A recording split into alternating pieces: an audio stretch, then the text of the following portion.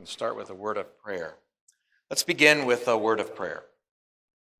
Gracious Lord, Heavenly Father, we give you thanks this day that you have called us your children. You've called us salt, and you've given us the assurance and encouragement through this calling, through baptizing us into the name of your Son, Jesus, and making us your own, Lord, that you would give us the ability to endure in the days of trial.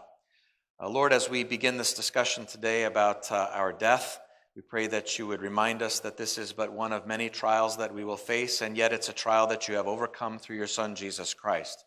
Keep us in that victory, keep us in the knowledge of that, and as we are refined, Lord, make us pure as we are your treasure. We thank you for this. We pray that we would treasure the faith that you have given to us aright. We pray this in the name of your Son, Jesus. Amen. Amen. All right, so we were at a nice, neat break where we finished from last week, and I know I finished at the end of our time together without giving anybody any time to ask any questions.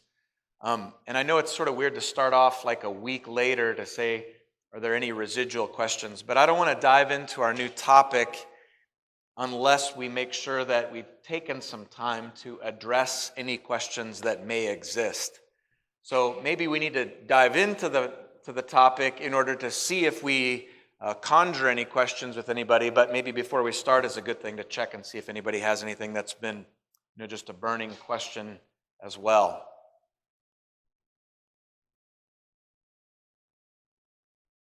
Anyone?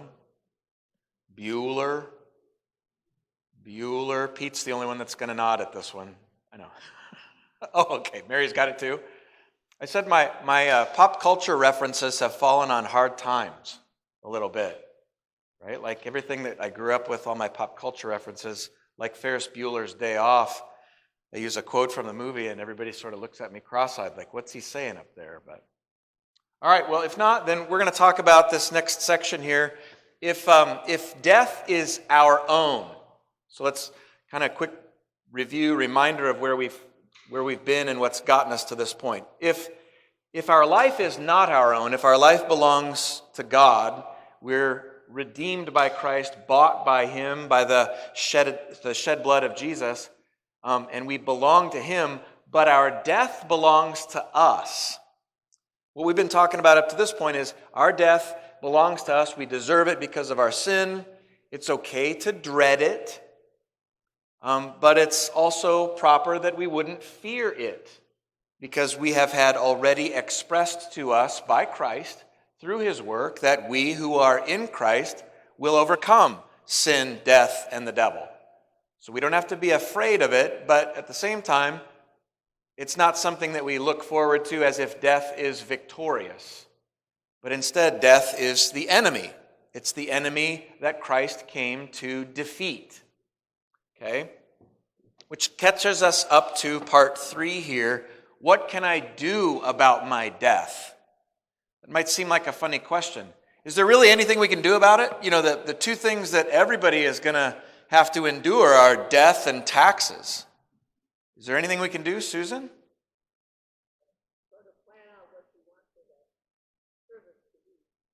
So Susan says you can plan out what you want it to be. You're jumping ahead of me a little bit.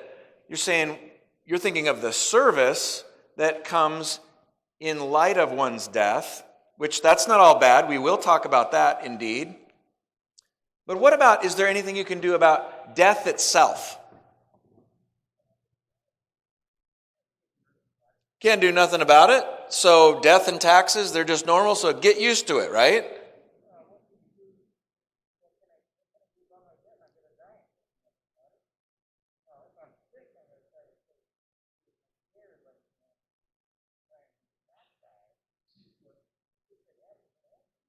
Yeah, so John makes a really good point that's worth mentioning here, which I'll repeat because I know it's hard to hear around the whole room here. But John says, I can't do anything about my death, but what I can do is I can take care of myself. I can work to preserve this body. That's a good point that I don't know that I even included in the screens here, so I'm going to pick on it for a minute here. We have been made stewards of these bodies. They're not your own. 1 Corinthians 6:19 says, you are not your own, you are bought with a price. So glorify God with your body. That informs a lot of things that we do, not the least of which is watch your salt intake, people. I'm not just saying that because it's in the sermon today, but this is part of caring for oneself, stewarding one's own body. This is why I don't just sit at home and eat ho-hos all day, and smoke cigars out on the porch and then go in and drink myself into oblivion, because this body needs certain things, nutrients, to survive in a healthy manner. This is why I try and get some exercise when I can. I try and limit my salt intake. I try and drink the water that I'm supposed to have. I try and take vitamins. You care for these bodies because these bodies aren't your own. And it's not going to stop death from happening, but it is treating these as though it's not just mine to do with what I want to do. There's another random thought that I want to bring up for a quick second. And not because I'm harping on this, but I want to talk for just a quick second about the vaccination thing. And I know there are many and various different views on this, and that's immaterial to what I'm about to say here. But here's one that has really gotten under my skin, so I'm going to grind on my axe for a quick second, okay? The one that's gotten under my skin here is good Christian friends that I see on social media who have adopted for themselves a line of argumentation against vaccinations that I find appalling. Here is their argument line: my body, my choice. Whoa! Wait a minute, good Christian friend. You've just adopted the other side's argument for abortion, and you've made it your own argument for not getting vaccinated. It's my body, it's my choice. Scripture says otherwise for both arguments. It's not your body, ladies, it's God's. Jesus redeemed it, bought it away from sin, death, and the devil with his blood, so it's not your body. Likewise, those of you who want to use that argument for not getting vaccinated, I don't care if you get vaccinated or not. You will have to make that decision, but don't use that line of argumentation, because now you've given validity to the line of argumentation for abortion. We good? Okay, back off the soapbox. We have to care for these bodies. We have to steward these bodies and look after them. So in preparation, knowing that our death will come, we certainly at the same time work to stave it off. I don't watch the Stephen Colbert show, the evening show where he took over for David Letterman. But there's a little thing that came up the other day. I don't know who posted it or why, but do you know who Keanu Reeves is? The actor Keanu Reeves? Keanu Reeves was the guest on the Stephen Colbert show. Stephen Colbert, if you don't know, is a Roman Catholic. And so we'll oftentimes, have guests on there like Bill Maher or whatever his name is, who's an atheist, and he'll kind of argue with him a little bit. And he had Keanu Reeves on there, who's sort of supposed to be a deep thinker, philosophical thinker. And he asked him a question. This just came up the other day that I'd seen it again, where Stephen Colbert asked Keanu Reeves, he says, Keanu Reeves, what happens when people die? And Keanu Reeves answers the question this way. He says, he stops and thinks for a minute, and he says, I know this, that the people who love us will miss us. Now, I thought it was a brilliant answer, frankly, because he didn't, take a side in a faith issue or anything like that, because that wouldn't be helpful necessarily on a show like that. Maybe that wasn't even the purpose. But why I bring that up right here is to say he's right. When we die, the people who love us will miss us. As a pastor who pastors people in congregations, who connects himself to people, who involves himself in their lives and they let him in, I can tell you for the last 15 years in doing this, it's one of the greatest joys. We talked about this at the elders retreat yesterday, is at the end of our days, you can't take nothing with you when you die. What do you have at the end of your time here on earth? You have the relationships that you have connected with people and nothing more. And if you have shared with them Christ, and Christ has taken hold in them and they are salt, guess what? Those relationships don't end. Those relationships persist ad infinitum, into eternity. So all you have when you leave this life is the relationships that you have invested into in this life. And those people that you have invested into in this life, when you are gone, will miss you. And it's one reason why I say I don't pray for my death to happen. Wouldn't it be easier for me to just be dead right now and be in the company of the Lord in heaven? Oh, sure, it would be easy. And then people say, oh, well, listen to St. Paul. Paul says, well, for me to live is Christ, to die is gain, so wouldn't I rather gain? Yeah, we know that's what happens.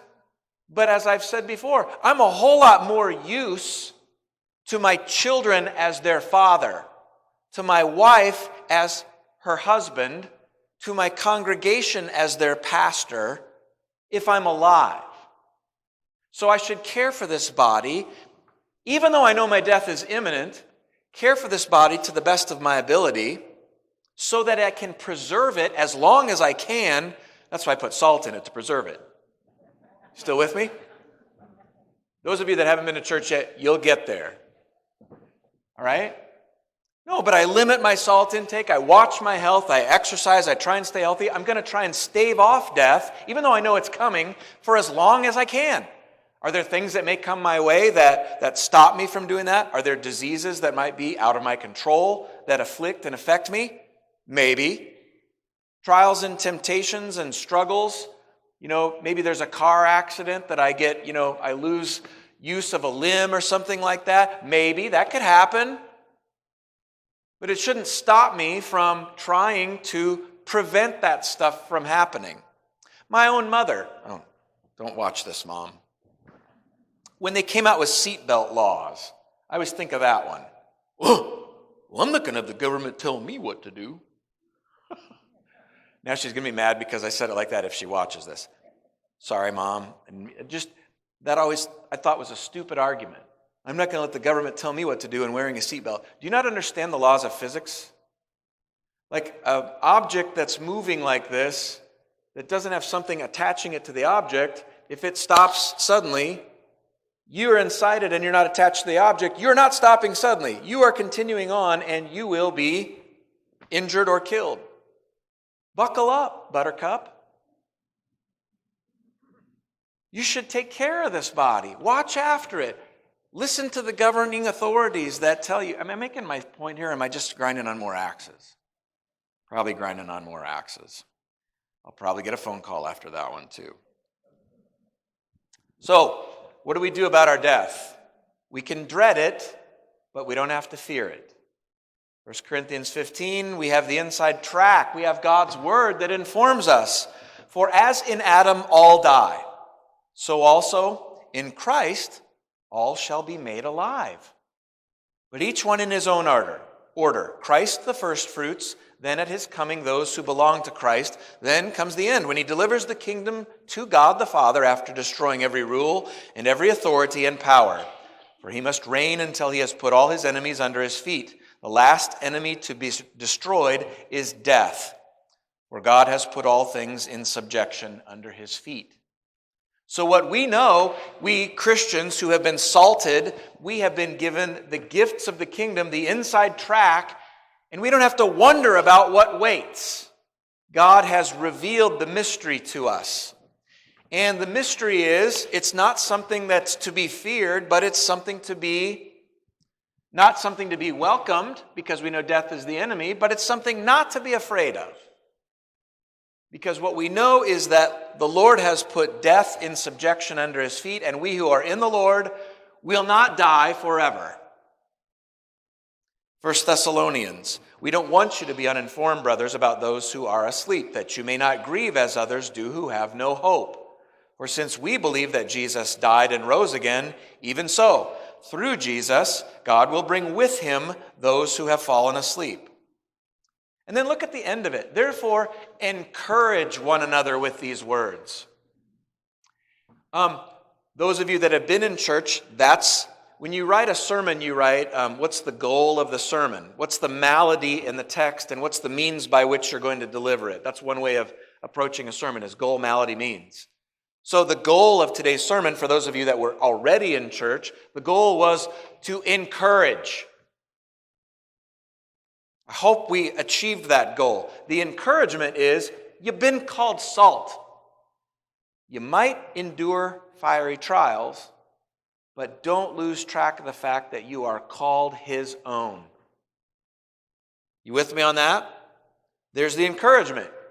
In the midst of trial, even though it may come, and likely has for many of us gathered in the room, we don't have to be afraid. We don't have to worry because God's got this under control. Similarly is what we're getting here in the text. You might be able to dread, or you might be dreading what comes, how it may come. We don't know how it may come. And even though that's the case, you don't have to be afraid of it because you've got the inside track. Be encouraged, is what Paul says in the text. Philippians 1, I'm hard pressed between the two. My desire is to depart and be with Christ, for that is far better. We know that already. But then the same thing holds true. Are we with Christ now? Would you say yes or no? Yes. Unequivocal yes. Where Christ is present in the Word and in the sacraments, we're already with Him. So, are you really gaining anything by dying and being with Him in heaven? Well, you're gaining rest. But back to what I said before. Now you've widowed, you've made fatherless, you've made pastorless. If we're talking about me here. So it's better that I would live. True? You get it? But to remain in the flesh is more necessary on your account. That almost sounds like a punishment, doesn't it? For me to remain in the flesh, it's necessary for you. You're stuck with me.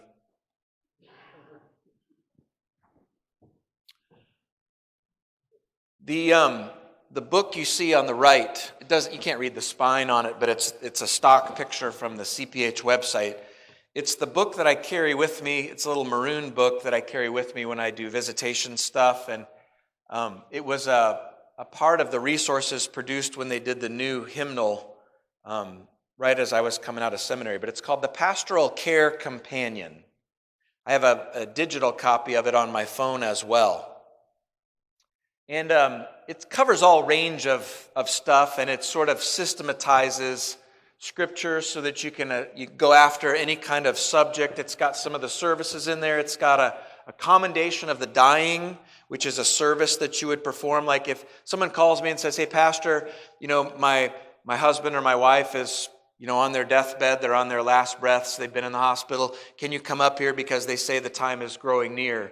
You go up and you run through this service that's a commendation of the dying. And through it, you read a series of scriptures. And I've done it with several folks at our church here. I did it with many people at my previous congregation. The goal being, you read the Word of God with someone as they are dying and taking their last breaths. And the last thing they hear on their deathbed is Word of God. In the moment of deepest and greatest weakness, when their body is weakened more than ever to the point of death, you're sharing with them God's Word. And faith comes through hearing, hearing the Word of the Lord, and faith is counted as their righteousness. So dying in the faith is a blessed death. Blessed are the death of His saints. Precious in the eyes of the Lord are the death of His saints. So you give them the Word of the Lord right up to the bitter end. In Roman Catholicism, this is called extreme unction. You guys ever heard of that before? It's counted a sacrament in Roman Catholicism. So even if you think you haven't heard of it before, you probably have. Like if you watch the old war movies, when a guy gets shot on the battlefield, then they call in the Catholic priest who's the chaplain, and they want him to give him last rites. That's what extreme unction is. And it's not a bad thing in the least. We would never argue the need for extreme unction, whether on the battlefield or in a hospital bed, like when Pastor McReynolds goes up to see somebody. What we would say, however, is it's not a sacrament. Very important, but we wouldn't make it on the level or order of sacrament, because for us, we understand that a sacrament is given for the express forgiveness of sins.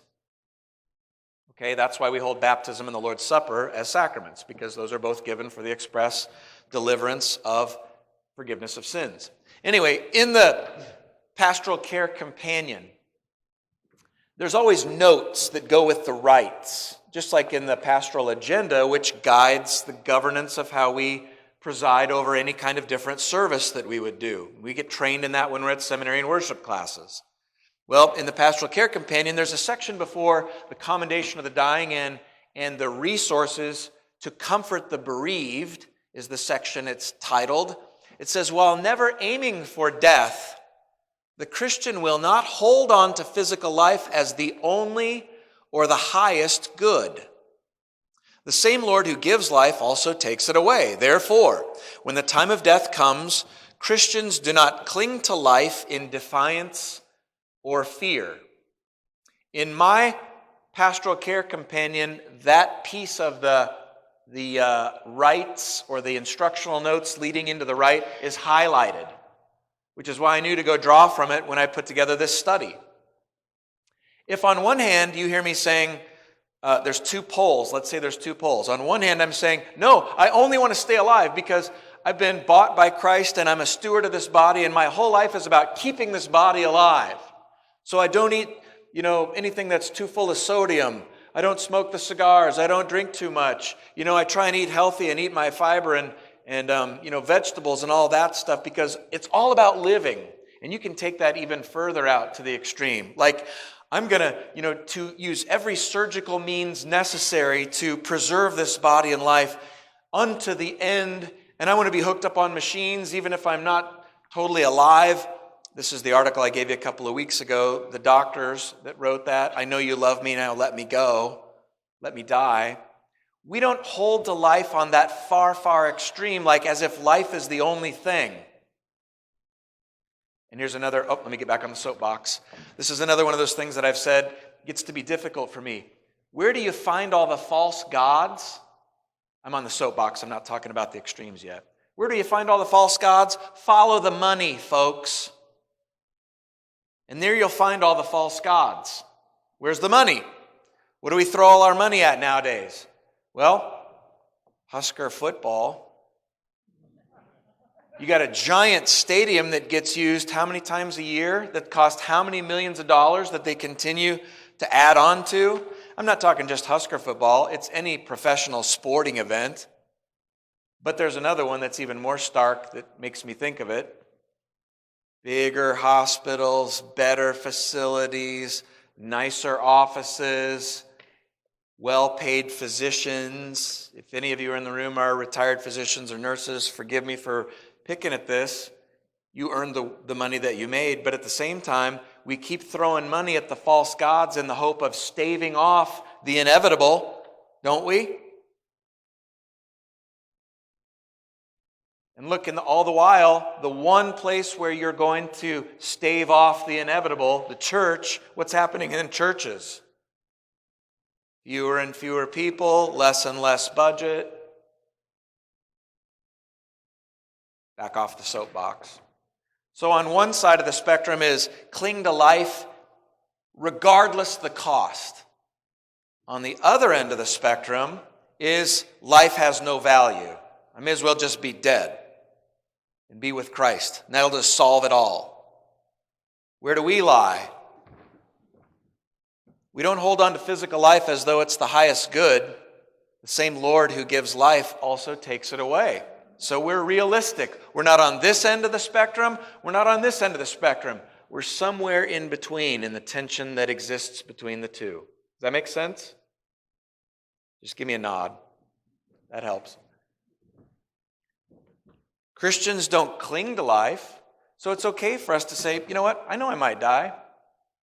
I'm not anxious to go through it. I'm not clinging to it.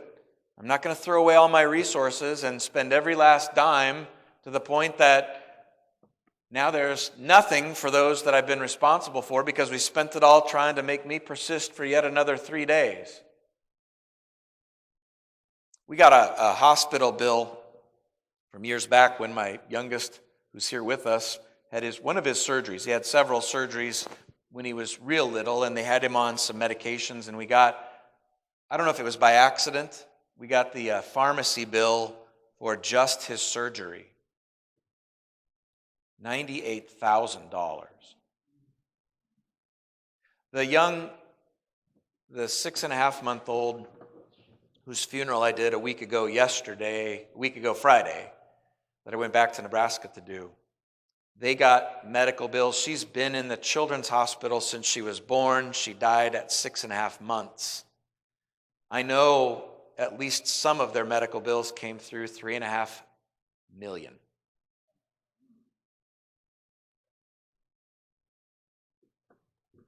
You know? And I'm not saying they were clinging to life for her. They were trying to provide for her to the best of their ability. But the dad said something profound to me in her last week of life. He said, we've realized at this stage of the game that we're no longer doing things for her, but we're doing things to her. And I thought that was pretty profound to think of it in those terms. We're not doing things for them in the hopes that they may recover or get better from this, but now we're only doing things to her, which is only prolonging what is now inevitable, which would have been inevitable anyway, but in this case becomes apparent that it's inevitable, right? So we don't have to cling in defiance or in fear. Yes?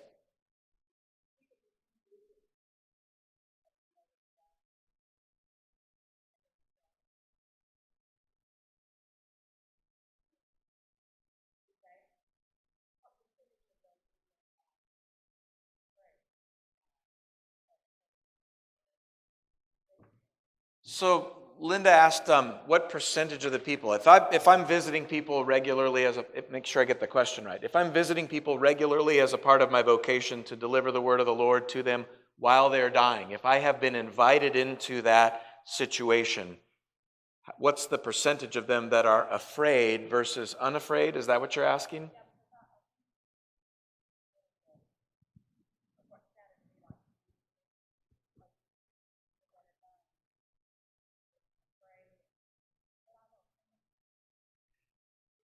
Yeah, a couple of things that I would answer the question. We'll see if the way I answer it covers what you're after here. I'm not always just invited into Christians. So I have actually been party to what I would say are non-Christians, situations where they're dying or death is imminent. And I would definitely say that the Christians who are facing it are in a much better place to face it than the non-Christians. There is certainly a degree of fear that exists or trepidation that exists in both. I would say that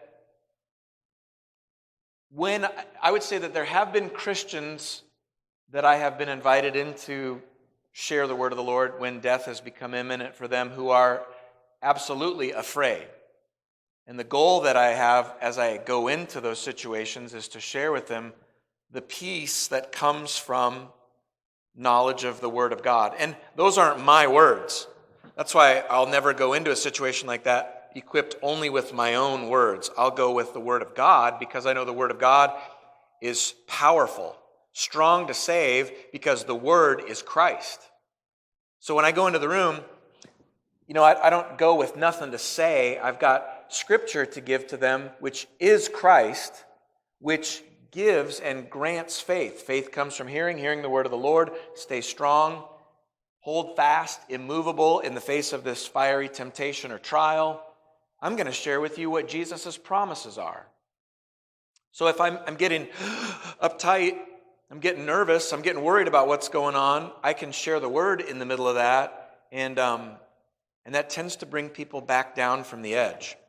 I don't know if I could put a percentage on it, but I could say that I can't think of someone with whom I have shared the gospel in a moment like that who has not received a benefit from it.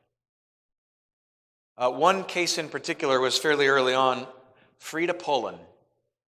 I I use her story for a couple of different ways. But Frida Pullen, a member at my former congregation, one of the old stalwarts, there was a group of ladies that we used to do a once-a-month Saturday night service. And guess who came? 9 little old ladies.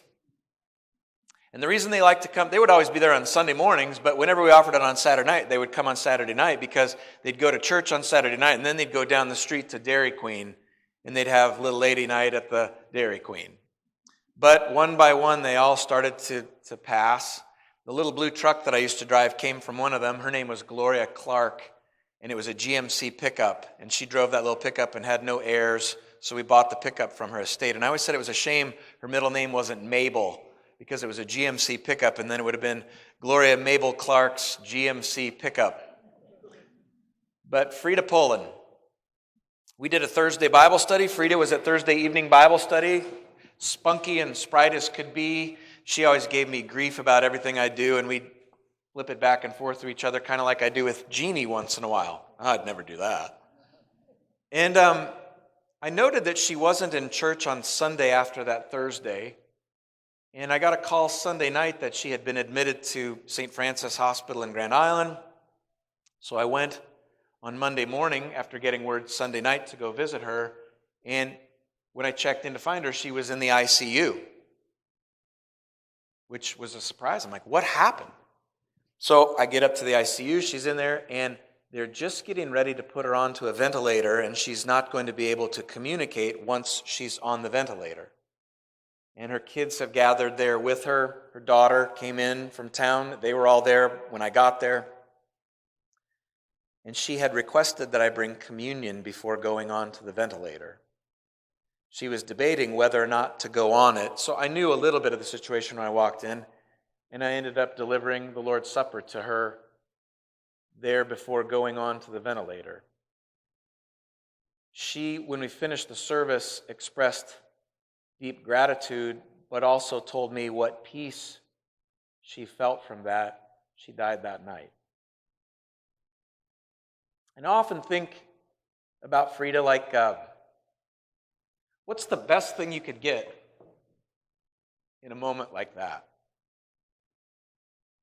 Body and blood of the Lord, given and shed for you for the forgiveness of your sins. That's the last thing that crossed her lips before they put a tube down her throat to try and keep her alive. When I'd already come with the medicine of immortality, not due to anything that I'd done, due to what the Lord gives. And I just remember what peace, I wasn't there to see them put the ventilator in, but I know what her daughter told me, because her daughter was there. She said, Mom was able to endure whatever came after that. Did I answer the question? I don't know how people do it without having a degree of faith or a connection to Christ. What they think. I mean, the only insight I might have to add to that is I was the Nebraska District LWML pastoral counselor for the whole district. And one year we, for our convention for the district, had several different breakout sessions. One of which I helped guide the formulation of the convention and all of the breakout sessions, but I didn't have a lot of control over this one. I just knew they were doing it. Now, what you got to know is a little background. The previous convention cycle, they put a suggestion box out and they said, do you have any suggestions for future topics that we would deal with at our future conventions? And someone had suggested, which this is a problem that is ubiquitous amongst Christians and Lutherans, and especially in the LWML because they're a mission-orientated society, someone or several people had put in there, how do I talk to my child who has fallen away from the faith? Does this sound familiar to anybody? How do I talk to our children who no longer practice their faith? This was the topic that was suggested. So now flash forward to this convention, and one of the people working on the convention committee had decided, we're going to pull together a panel of atheists. Why? Because the gal that was on the convention committee had a sister who was once a Christian but had fallen away from the faith and had become an atheist. So her thinking in bringing this panel in as one of the breakout sessions was, let's bring in this breakout session and we'll have a panel of atheists sit up here and describe why they no longer believe. A panel discussion in front of a bunch of LWML ladies at a convention. I'm like, oh, that could be kind of fun. So I get to go to any one of these. I go sit down, plop down, and it starts off with the panel discussion. No moderator except the gal who was the convention organizer for that particular panel. And she said, I just wanted to give you guys a forum to talk about why you're no longer Christians. And they all had many and various reasons. Some of them had never been Christians. Some of them had been a part of it but been wronged by the church, so they fell away. There were all kinds of many and various reasons, like I said. But I sat through this whole first session of it. There were going to be 3 different breakout sessions throughout the course of the convention. And there's no rebuttals to any of the stuff these people, these atheists, were up there saying. So they're up there spouting atheist viewpoints with no rebuttal as if it's all fact. And all these ladies are going, huh. And I go, no! So I caught the gal that made the arrangements at the first one, and I said, no more, not without a moderator. And then I served as the moderator for the rest of the convention. And in the second session, they brought in different atheists. They had a whole slew of them coming in. They had the Lincoln Atheists Club. We had the secretary of the Lincoln Atheists Club was in the second session. You're going, how does he remember that? Because I was there, and it stuck. And this guy was pressed by a question in a woman in the crowd who said, what does an atheist believe happens when you die? Now, not like Keanu Reeves, who said, the people who love you will miss you. That could have been said by an atheist. Could it not? The guy, the secretary of the Lincoln Atheists Club, said this: I didn't exist before I did, and I won't exist when I don't.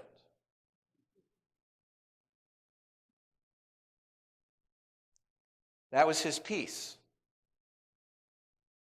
I mean, think about that. In a way, it's sort of peaceful. I didn't exist before I did, and I won't exist when I don't. I'll have no awareness of it.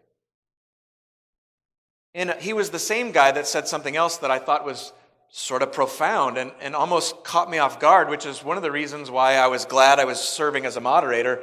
Someone said, and I want you to think about this too, given the standpoint that he said it from. He said, when asked why he was an atheist, he said, I can't find anything compelling in religion that makes me believe it, because it can't be proven true. So I sort of cling to science because it's true. That's not what he said that caught my attention. Here's what he said that caught my attention. He said, of all the people that believe in some form of religion, doesn't matter what it is, Christianity, Hinduism, Buddhism, whatever it is, he said, they're all living for something that doesn't yet exist. They're waiting for what's next, and they have no idea what's next. We have an incoming call.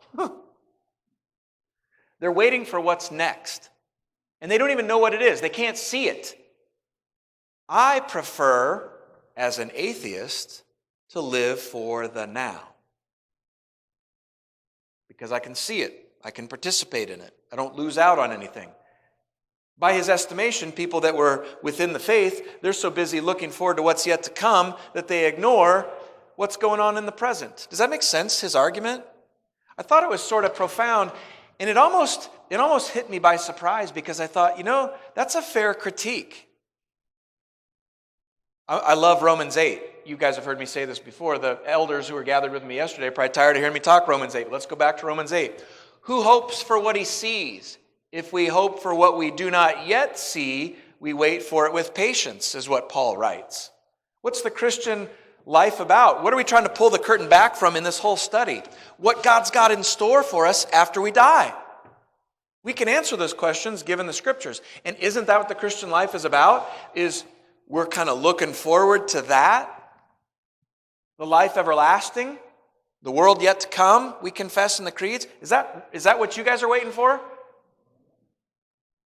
Here's where this one hit me between the eyes. Don't lose track of now. The Christian life is already underway. You're already with Christ. And you don't have to miss out on the now as a Christian. The difference between me and an atheist is I get to take part in the now and I get to take part in the then. We get the best of both worlds. He gets the best of one in his own estimation. Does that make sense? This is where we're at.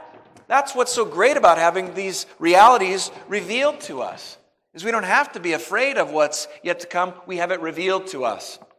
John.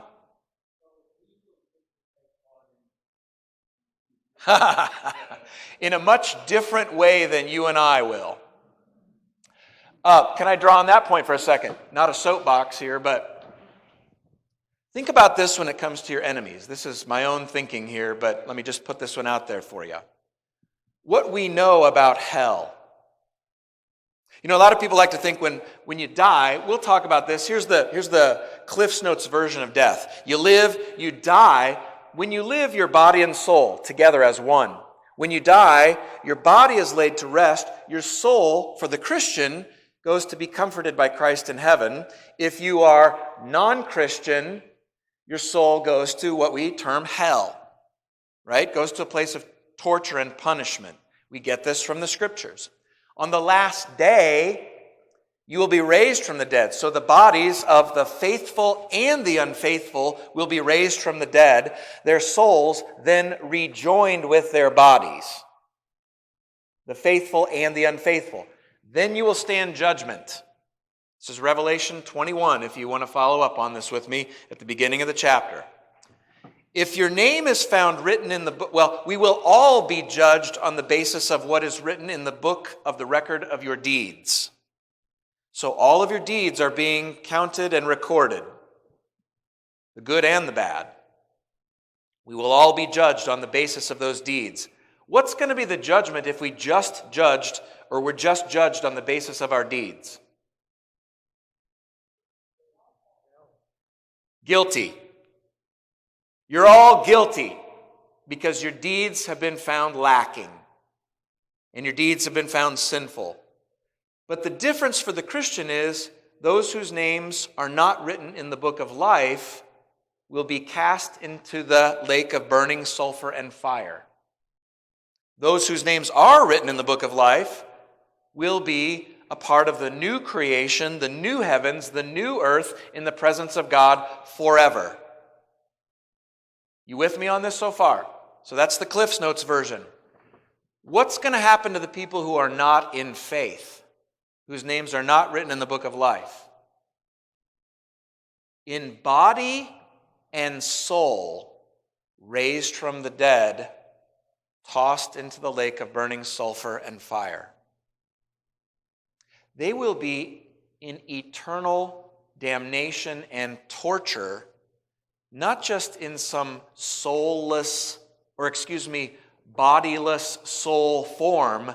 They will be both body and soul together, cast into a place where the worm does not die and the fire will not be quenched, as Jesus says. Where do we learn this? From the Scriptures.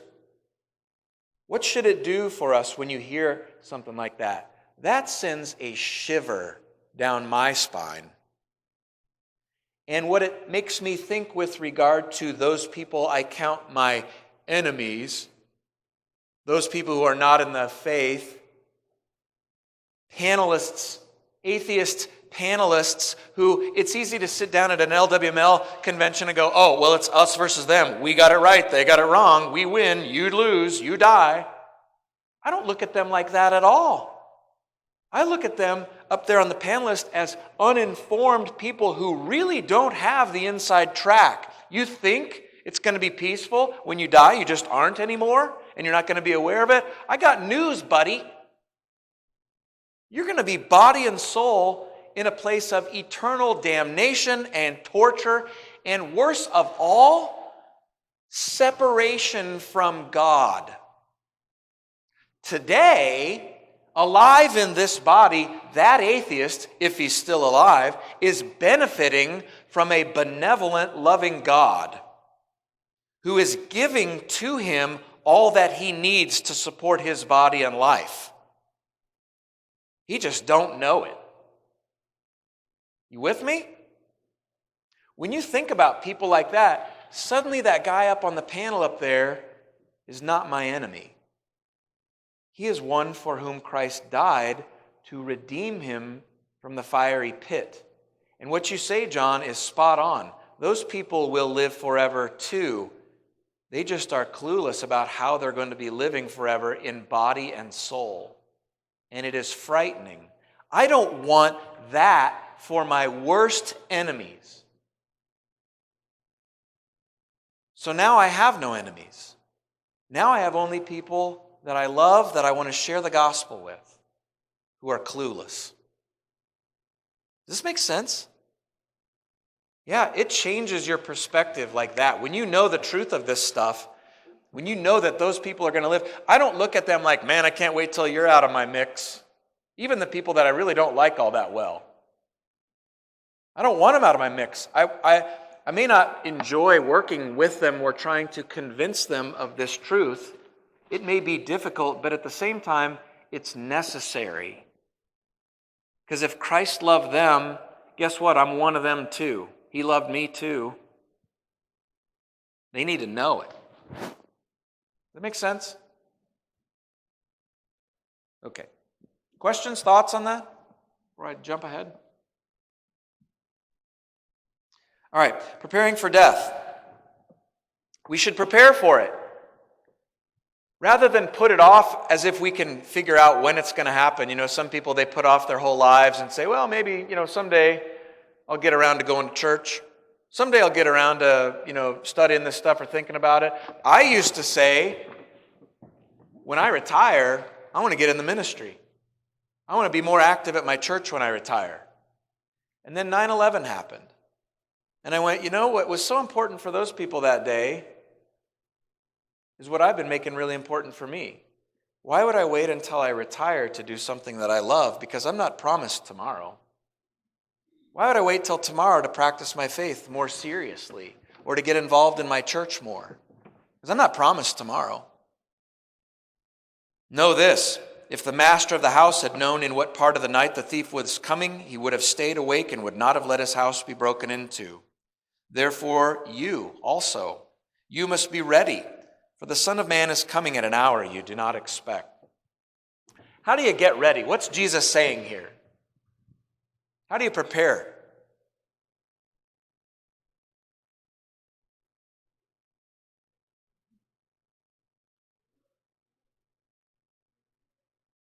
Prepare, study. Did I hear the word study? I'm sorry. Maybe it's just my hard of hearing this. Stay alert. Wake up. Don't sleep while there's still the sun in the sky. Get busy. What does that mean? Let's translate that into the Christian life. How do you stay alert as a Christian? Stay in the Word. Study it. Know what it means. Read, mark, inwardly digest it. Don't put it off and say, I'll do it tomorrow. Or, I already know it. You know what? I've been trained at seminary, and you know what happens? Every time I open it up and look at it, like in preparing for Sunday's sermon, I find something that I didn't know. Every time. Yesterday, we had an elders retreat here all day. At the end of the day, several people came up to me and said, why are we hearing this for the first time from you? Which, deep down, I told them, this sort of makes Pastor freak out a little bit. Like, what do you mean you're hearing this for the first time? Am I doing something wrong here? And then I go back and check what I'm doing. I'm like, nope. Maybe another pastor just didn't spend the time to teach it to you. But the point, don't miss the point, they're learning something new. They're always preparing. They're never taking a day off because you never know what day it may come. And I will tell you this, as a pastor who spends time with people who are preparing for death on their deathbeds, it's way easier to walk into a room of someone who is well prepared than it is to walk into the room of somebody who has no clue. One of the first things I ever did, I had only just been to, I don't even think I was even ordained. When we moved to Central City, there's a little county hospital there.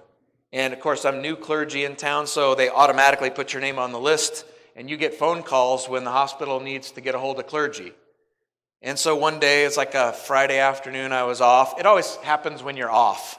You get a day off and you get that call. The phone rings, and I don't know who it is. We answer. It's Litzenberg County Hospital. And so, hey, we've got somebody down here who's in a bit of trouble, they said.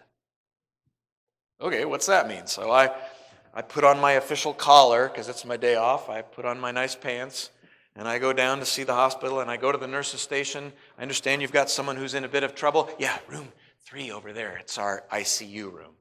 So I head to the ICU room, and there's a guy laying on the bed, unconscious. He's got stuff wrapped around his head. He's got stuff all hooked up to him.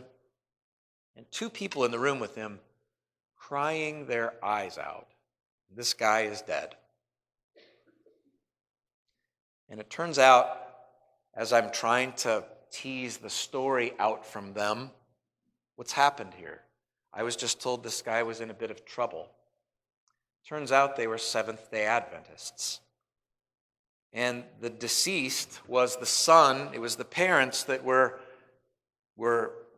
sobbing uncontrollably on both sides of his bed, understandably, because they've just lost their son. He had been working at a feedlot north of town and was crushed up against a cattle panel by a steer and crushed the life out of his lungs. And they didn't revive him. Well, in SDA theology, as I'm learning this, where's your pastor? Do you have any clergy? Do you have anybody that serves you? Well, they didn't want to hear anything from me because they have a whole different set of beliefs than we have. And the fact that he had died meant that he wasn't one of the 144,000 that they thought were going to be in heaven. So if he's not here with us, that means he's not going to be a partaker of the eternal kingdom. And he's gone for good, so their mourning is loss. And I'm thinking, well, first of all, you're ill prepared for this because you got the wrong story, you've got the wrong faith. But what do you do? Like, how do you, and this is one of those cases, that goes back to your question, Linda, like, what do you share with them? So all I did was all I knew what to do. And I said, I don't know much about what you guys teach. I don't claim to be a teacher in your faith. Their pastor lived in eastern Colorado. So he wasn't going to get there. I said, listen, I don't know what gives you hope, but here's what gives me hope. And then I shared with them the words that I've told everybody from that day forward. You know what happens when someone's dying or dead? And the common parlance today is, I have no words. I don't know what to say. Thoughts and prayers. That's kind of where everybody goes. Throw that stuff out of your vocabulary and put this in its place. John 11:25. Jesus says, I am the resurrection and the life. Anyone who believes in me, though they die, yet shall they live. I said, I don't know what gives you hope, but in my church, what I preach and teach is hope. Hope that Jesus will overcome this tragedy you guys are living through right now. Now, proper preparation for death is to have this message at the ready. They didn't have it because they didn't teach that. That wasn't the main tenets of their faith in the SDA church. Our main tenet in the historic Christian church is Christ, crucified for sinful humanity who deserves to die, but risen from the dead on the 3rd day, so that all who believe in his name, though they die, yet shall they live. That's hope. And that's what you go into a situation like that with, to give it to people who don't have it. And in this case, they were ill prepared. And guess what, brothers and sisters in Christ? If you knew the hour in which the master was coming, you'd have prepared yourself in advance. You wouldn't let the thief break in. You'd be ready there behind the door with your 12 gauge. You're not getting into this house, buddy. I'm here waiting for you. Surprise. That's how you arm yourself with your faith. And how do you arm yourself with your faith? You're constantly in it. You're always learning something new. You're always diving into it. You're never putting it aside and saying, I'll do it tomorrow. I'm thrilled that you're here because that's what we're doing. We're doing it right now. Matthew 25, the kingdom of heaven will be like 10 virgins who took their lamps and went to meet the bridegroom.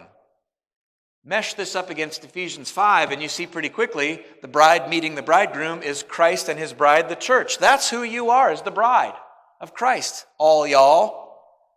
And when Christ returns, the bride gets to meet her bridegroom, and the two get to be one flesh together forever. 5 of them were foolish, 5 were wise. When the foolish took their lamps, they took no oil with them, but the wise took flasks of oil with their lamps. As the bridegroom was delayed, they all became drowsy and slept, but at midnight there was a cry, "Here is the bridegroom, come out to meet him." Then all those virgins rose and trimmed their lamps, and the foolish said to the wise, "Give us some of your oil, for our lamps are going out." But the wise answered, saying, "Since there will not be enough for us and for you, go rather to the dealers and buy for yourselves." It's fun to put voices on them, isn't it? While they were going to buy, the bridegroom came, and those who were ready went in with him to the marriage feast, and the door was shut. Afterward, the other virgins came also, saying, "Lord, Lord, open to us." But he answered, "Truly I say to you, I do not know you. Watch therefore, for you know neither the day nor the hour." Whenever you do parables, Jesus tells parables like simple Aesop's fable to kind of teach us an enduring truth. What's the enduring truth from that parable? Be prepared. Always prepared. Go with the things you need ready. Fill yourself with all that it takes to be prepared. Watch, therefore. You know, I could be... A couple weeks ago, I did the Bible study, and I talked about how the first article, truth about God, is that God brings life even when there is no room for life. And I said something about weeds growing up in the cracks of the sidewalk, you know, and I don't know, I talked about death and the curse of death, and even animals that are dead by the side of the road. Like, I'm sure they're not happy, they're part of creation, and they even suffer under the weight of death. And then right after class, ran out to go do services, and Dave Hendricks caught me. He's not in here now. And he says, "Pastor, I was listening in Bible class." He says, "I noticed all the weeds in the sidewalk between here and there was a dead armadillo in the road right between here and church." Right? And he said, "You know, I was listening, I was paying attention, and I was here. And what I'm hoping you hear today is that you're listening and you prepare yourselves. And you're continually at the ready. Because just as easily as that armadillo is run over in the road, I could walk across the street to go back and do services at 11, and I could be that armadillo. And if that's the case, I'm ready. I've heard the word. I've just been here being equipped with the word, and so are you. You're ready. But tomorrow's a new day. Keep getting ready. Tomorrow too. And the next day, and the next day, and the next day. Practice, practice, practice. Because what happens with practice? It makes perfect. I always use this example with the kids in confirmation class. And I just did the other night with them. I said, "What sports do you like to play?"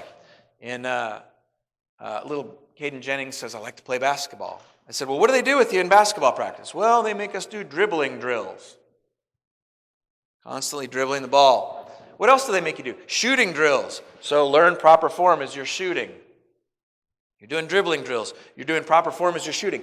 Passing drills. Watching years of my kids play basketball, I'm surprised I have any hair left watching the poor passing skills because they never drilled them into the kids. Why are they teaching this kind of stuff in sports? If it's basketball's not your thing, maybe it's baseball. How do you catch a ground ball that's coming at you, guys or gals? Put your glove on the ground. Get it on the ground. Get down. Right? I mean, we do this in any sport. You practice, practice, practice. You drill it in so that there's muscle memory. So that when you're in game time and something happens, you don't stop and go and have to think about every dribble. No, you're dribbling because you're thinking about the play that you're running over here. Which is what I ask the kids. Why do you have to train to dribble the ball so that we can learn the plays. Oh, you got to learn those too? Yeah, you got to learn the plays, you got to learn to dribble, you got to learn to shoot, you got to learn to set a pick. You got to do all that stuff. And it's got to be a muscle memory so that you're not thinking about it, so that when the time comes that you need to draw from it, the skill is already there. Isn't that what the Christian life is? You practice, you practice, you practice. You sing hymns that aren't just some glossy hymn that sounds fun or has a great tune, but they're hymns that are based on the solid rock of God's Word. So we have a church that's particular about what hymns we will sing and what hymns we won't. You read the Word in church, you don't set it aside so they got more time for 3 more hymns that you heard on K-Love. You participate in the sacrament. You teach people what it is. You do elder retreats. You do Bible studies on Sunday. You don't neglect that stuff. You do devotions. You get in small group studies with other people. You practice it during the week. You do all these things because you want Christian muscle memory. So that in the moment when the fiery trials come, you're ready. You've practiced. And now it's just second nature. I have to quit. I have one more story I wanted to tell you. You remember the Sabbath day. You keep it whole. I'm going to finish this one out so we can move ahead. Oh, Isaiah 42. A bruised reed he will not break, a faintly burning wick he will not quench. Oops. I like to pick on this one, back on my soapbox. Americans love being bruised reeds and smoldering wicks. Very content to be a bruised reed and a smoldering wick. Why? Well, we have the promise. I know who Jesus is. Now I can go be on the golf course Sunday morning. I know who Jesus is. Now I can be in the deer blind. I know who Jesus is. We're going camping this weekend. I know who Jesus is. I don't need to be in church. There's COVID there. I know who Jesus is. I don't need to go to church at all. I don't need to study about it. Oh, I'm a believer. I'm more spiritual than I am religious. Oh, I've been hurt by the church. I don't believe in the institutional church. I've heard all kinds of stupid garbage. And it's people that are so happily living as bruised reeds, smoldering wicks, content. And I'm still on the soapbox. I should have stayed on it. What does God want from us? He wants you to be a brightly burning flame. He wants you to be an oak tree, planted by streams of living water, deeply rooted in the ground, immovable. He doesn't want you to be a bruised reed and a smoldering wick. That's ridiculous. Because how easily is a smoldering wick snuffed out? Just like that. Bruised reed, gone. Grass burnt up, just like that. But you can't put out a big old fire. You can't knock over a well-rooted tree. The Spirit of the Lord God is upon me. The Lord has anointed me to bring good news to the poor. He sent me to bind up the brokenhearted, to proclaim liberty to the captives, the opening of the prison to those who are bound, to proclaim the year of the Lord's favor, the day of vengeance of our God, to comfort all who mourn, to grant to those who mourn in Zion, to give them a beautiful headdress instead of ashes, the oil of gladness instead of mourning, the garment of praise instead of a faint spirit, that they may be called oaks of righteousness, the planting of the Lord, that he may be glorified. The path of righteousness is like the light of dawn, which shines brighter and brighter until full day. No bruised reeds, no smoldering wicks. Practice, practice, practice. This is where we'll pick up next time. Amen. Let's have just a short, no questions. We'll have a short word of closing prayer here, and then we'll get onwards. Being very careful to cross the road so as not to look like an armadillo. Let us pray. Gracious Lord, Heavenly Father, thank you for engaging us with your word, revealing to us that which you have in store for us, which is not death, but it is life. And it is life because of Christ, your Son, who has overcome death and the grave and has won for us the victory that we were unable to win for ourselves. Preserve us in this hope and help us to persevere in it, Lord, so that we would give glory to you through these bodies which belong to you, that you've called back to be with you. Keep us salty until life everlasting. Amen. Stay salty, my friends.